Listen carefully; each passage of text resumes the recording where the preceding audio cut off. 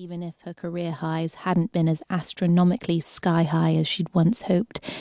But surely there had to be life in the not-so-old corsets, suspenders and basques yet. She was a burlesque queen, a performer skilled with feathers, frills, and flirtation, a temptress of tease. She would not be a washed-up glamour puss at the age of 28. She would make sure of that. She had options. There were always options. No, tonight may not have been lucrative when it came to being paid for her services on stage, but maybe it would be in other ways. There was enough potential from those she'd seen tonight.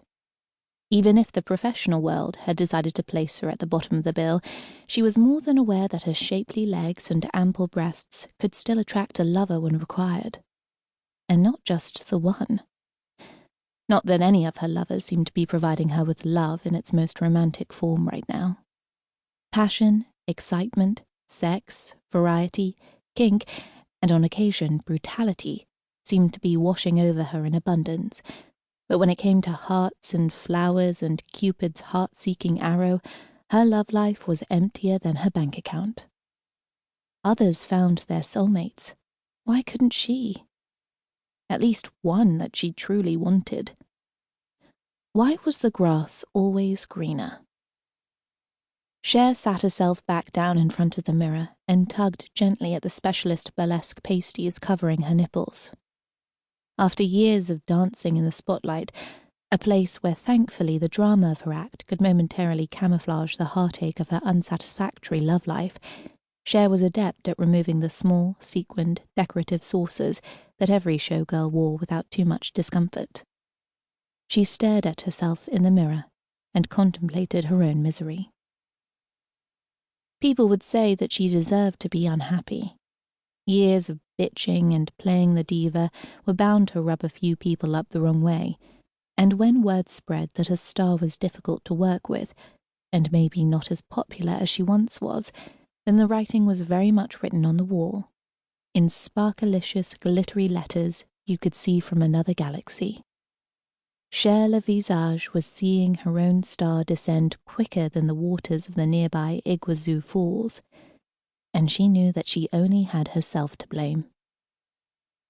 Cher had enjoyed spending a few days in Brazil, but it was obvious from the position of her dressing room, furthest from the stage, at the back of the huge marquee erected to house the talent, that neither the celebrity crowd nor the event organizers saw her as a big draw. Crazy Sour's dressing room was no doubt all champagne, white lilies, scented candles, and overhead fans to combat the stifling Brazilian heat. What did Cher receive? A 6-pack of water and a desk fan that lacked the power to blow out the most pathetic of naked flames. But at least the money, meagre though it was, would be enough to keep the wolf from the door for another few weeks. And if it wasn't, she'd be on eBay, Twitter, and Facebook, selling her outfits to the highest bidder in double-quick time. No, screw the lush Brazilian forest and the furry little coaty critters that she'd been gushing to the press about over the last few days. Charity needed to begin at home, and Cher was determined that tonight would be a turning point to move things in a beneficial direction for her. Things would be so much better from now on. She would make sure of that. She'd look after number one, at whatever cost, and no matter who it hurt. Lovers, haters, past, present, she'd seen them all tonight.